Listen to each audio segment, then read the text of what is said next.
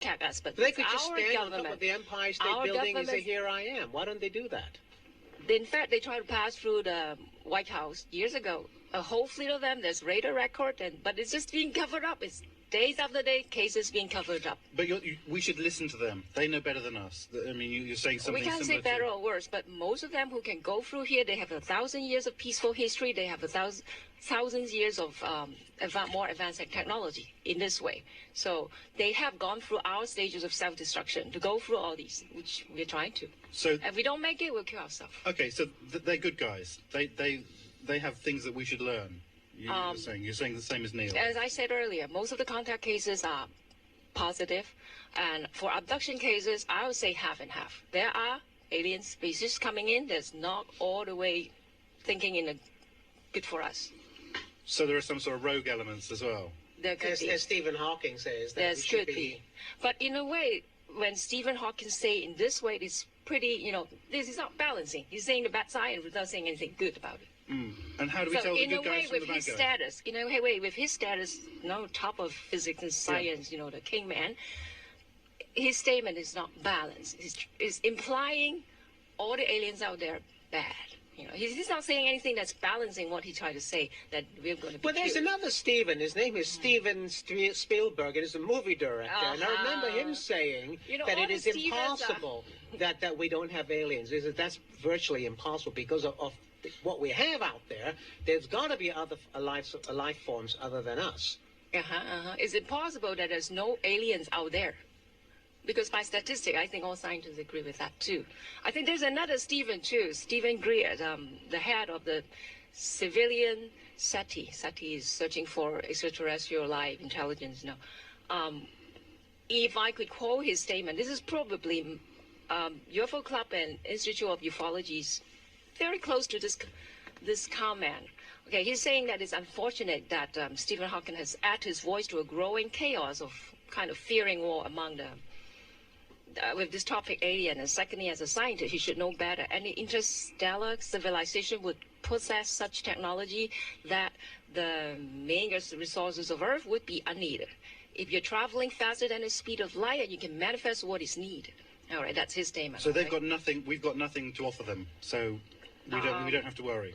Is that what he's saying? No. I thought that was the import of what that quote. No, from the director of SETI. He's saying we don't have to worry about they're coming over to get our resource. Yeah, because we've got nothing that they would need. Well, we've got another Stephen Hughes, and there's another one. So many Stephens today. Yeah. Lecturer in astrophysics from Queen's University. Dr. Hughes, good morning to you. Morning. Hi. Well, what do you think about what Stephen Hawking has been saying? Well, as you might know, I'm I suppose a bit sceptical on this issue about whether or not there are other life forms out there that would be able to travel towards the Earth to here. I think people need to realise the immense distances to the just the nearest stars. As someone pointed out, the nearest star to us, Proxima Centauri, which is about 4 light years away, which it doesn't sound very far when you say faster than a jumbo jet. So it gives us some idea just how long it would take to get there. And my point would be that if there was some civilization that was able to build a spacecraft, which we presume would have to be pretty large to get here, they'd have to have access to resources fairly close to home. And would they want to go such huge distances to get extra resources? It's a bit like some people can actually drive enormous distances just to try and get sort of cheaper fuel. It's sort of counterproductive. So I think we need to take that into account. So but personally, I just think it's all very hypothetical. And as someone else said on the program, we've got absolutely no idea about what they might be like. There's a planet similar to the Earth hasn't actually been found yet. So you're saying that in this entire universe, we're alone. That's what you're saying. No, I'm not. I'm just saying I don't know.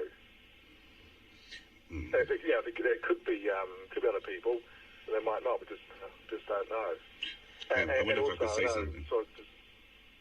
suppose to sort of throw cold water on it, but also my view is that there isn't the actual sort of UFO sightings, that sort of thing, is not evidence for alien civilizations contacting the Earth. I'm not saying that there aren't any. I'm just saying that personally I don't think that all the sightings are evidence for that. But you're tending to think there's no need to panic again because they wouldn't necessarily want resources for us or from us, which is something that Stephen Hawking had mentioned. Well, again, I don't know, but I mean personally, I would have thought so because of the huge distances involved, and presumably they would have access to resources fairly close, like an asteroid belt or something, which is close to the Earth. Okay. Neil Gould, do you want to do something? Yeah, I mean, this is this sort of Dr. Hughes's comments gives you an idea of exactly where human consciousness is in terms of our institutions. I mean, clearly they need to be revamped. The Brookings report in the 1960s said that they should not disclose anything to do with extraterrestrial life because the first people to suffer would be our scientists and our institutions and our religious leaders. Dr. Stephen Hughes hasn't taken into account within the field of exopolitics we have multidisciplinary studies which include torsion physics, where a Type 3 civilization could simply lock onto the torsion field of a star or our sun and use the energy to get here, and it would be superluminous. It would be almost immediate. We obviously study Type 1, Type 2, Type 3 civilizations. Type 1 civilization has total control over the energies of the planet, the ley lines, the lava, the geothermal energies. They can control earthquakes. The Type 2 have total control over the energy of suns, stars, etc. They have something called Dyson spheres, where they talk about damming energy. And a Type 3 civilization. You know an awful lot about them. You know an awful lot about them, Mr. Gould, don't you? Well,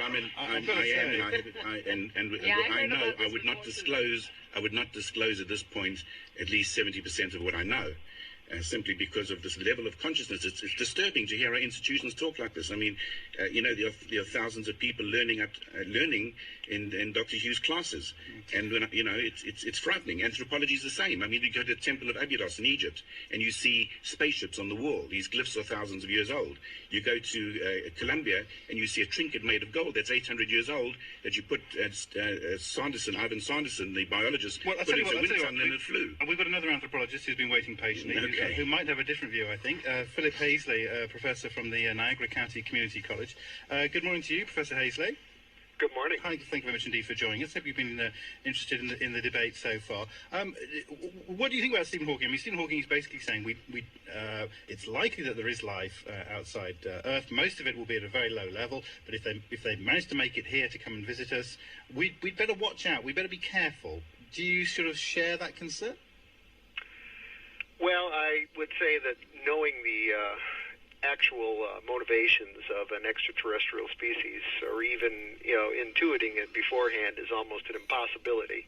You really don't know how their minds would work, what their possible motivations might be, and that perhaps might be the most frightening thing of all for people from with that first encounter, is literally not being able to contact at any level, the consciousness and the intentions of the people concerned, the beings concerned, I should say. As far as, comparison with, the colonization, of various places around the world and the meeting with native peoples, one thing that is clear is that one of the reasons why those colonizations went so badly is just because that's what they were, colonizations with intents for resources, among people who were limited in their resources and wanted more. Certainly a group of people or a group of beings who could come light years probably would have, relatively, inexhaustible resources to draw upon across the wide universe, and probably extraordinarily lengthy lives, which would reduce their concern about, I guess you'd say, the small things that humans consider to be so important about getting on with things and accomplishing things and making a great deal of splash on the pages of history.